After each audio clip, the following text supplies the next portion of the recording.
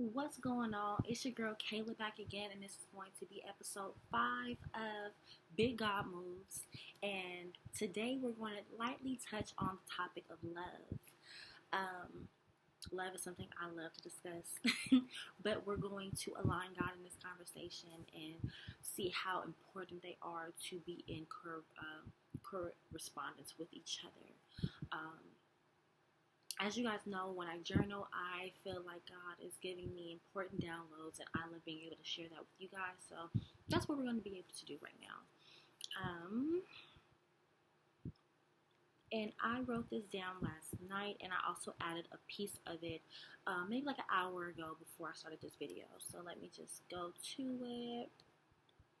And I wrote, fall in love with the Holy Spirit that you may find within your partner. Take time in solitude so you can truly hear the sound of the Holy Spirit. Unclutter your surroundings so you can smell the Holy Spirit. Pay attention to how you feel when you're in times of praise and worship. Or if you've ever caught the Holy Spirit or spoken in tongues. Pay attention to those who rejoice in moments of worship with you. Also, that's very important. Pay attention to those who feel like the kingdom on earth.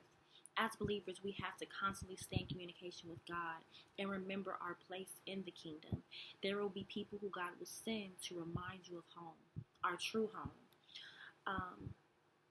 Cherish those people, protect those people, honor a partner in purpose, prayer, and promise.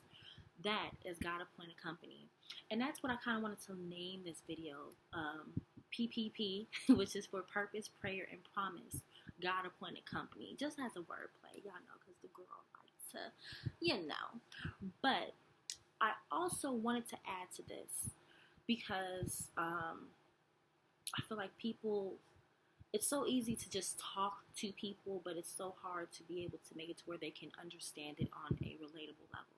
But when I wrote all of this earlier, I wanted to put down the importance of when you know that the Holy Spirit is present, remember how that feels, smells, like what it sounds like, and pay attention to if you feel that same way. Do you feel the Holy Spirit when you're with people? And pay attention to those people, because those are people, more importantly, that God will want in your life along your journey. Those are the people who won't deter you or detour you in your walk.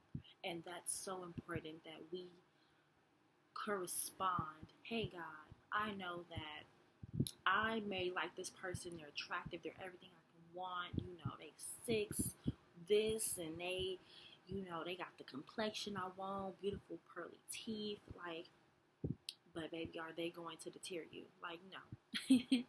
I don't like to put labels on things, but a lot of people like to call it Christian dating, and it's hard when you only know worldly dating. Let's just be real. But I wrote, Christian dating takes a serious amount of selflessness and devotion to God, because I believe finding a kingdom partner is all about asking God, like, hey, does this person align with your vision and purpose upon my life? Or, hey God, does this person walk the path that you set for them? Do they read their Bible? Do they stay in their word? And even then, will they establish a sense of discipline for maybe helping me find my way and strengthen me and staying consistent in reading my Bible, staying in the Word together? Is that something that we can do together? Watch their activities, not from a judgmental place, but from a discerning standpoint, because, some people get very judgy, and that's never our place.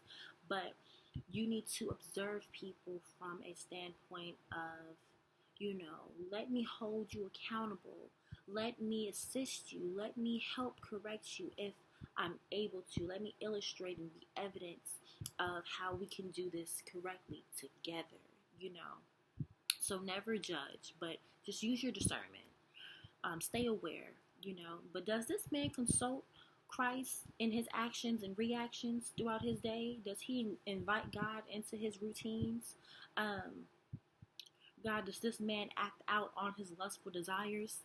Sometimes, especially if a person is born again with Christ later in life, and they probably have a history of lust, God, have they taken the necessary steps to include you when they may have urges, or when they may have impulses of, certain cravings, or, when it comes to, maybe I want to drink, or maybe I used to smoke and I'm trying to stop smoking, but I might hit the blunt right now, like, just pay attention to if people include God in those moments for ultimate strength versus relying on themselves.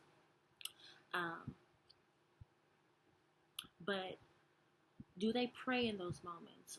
Or do they provoke until they're able to satisfy that urge, especially when it comes down to lust? Like, do they provoke you to say, no, we don't have to do things the right way?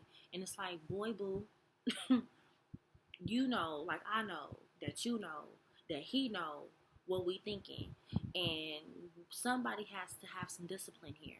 That's more attractive. It's just like Nick when he was like, don't talk about it, make her want it more.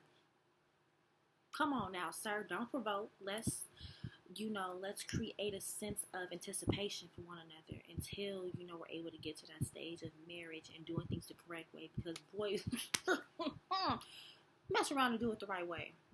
Really establish a sense of discipline. Oh my, what? The levels that you're going to unlock within that woman, but that's different. That's different. We're talking about love, not that. But just saying. But also pay attention to, is this person, this man or this woman, are they a portal of destruction or are they a vessel of God? Because you have to understand that people can unlock different things into your life. They can take you on a spiritual journey that, baby, you would never be able to imagine. People can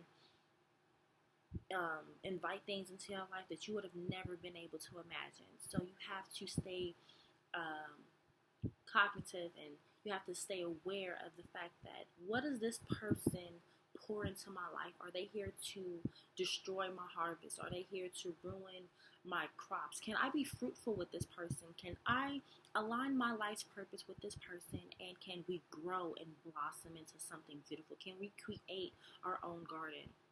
Or is are we gonna have some weeds in the field? Are we gonna, never see anything grow from this? That's the most important thing. And that's when you know that the Holy Spirit is either present or not invited in your relationships, in your love. So whenever you're in pursuit, dating, within this spiritual walk, just make sure that you are constantly praying for God to give you discernment and answers with finding your person. And also just stay aware of, don't get caught up in the spirit of loneliness, depression, self-doubt, self-hate, all of that stuff. Just know that as long as you're staying in your pursuit, you're going to come across people who are on that same pursuit as you, and they'll be able to keep you sharp. You guys may have completely different purposes, different paths, different talents and skills or endeavors that you're after, but does this person make you feel your best to where you can go out every day and go into the world knowing that I can confidently stand strong, 10 toes down in my purpose and doing what I need to do? And can I come home and feel like they're going to pour into me and cheer me on in my process? Because we all need support, Yes, we're going to pray and we talk to God, but does this person remind me of how beautiful and amazing and dynamic God is? Can I see the God in them? And that will make, for me, if I'm able to see God in a man, baby, that makes me love you 10 times, 100 times more, stronger, better. It's going to make me want to be around you more. It's going to make me crave to let me just dig inside your mind. Let me talk to this man. Let me, really appreciate the God in him.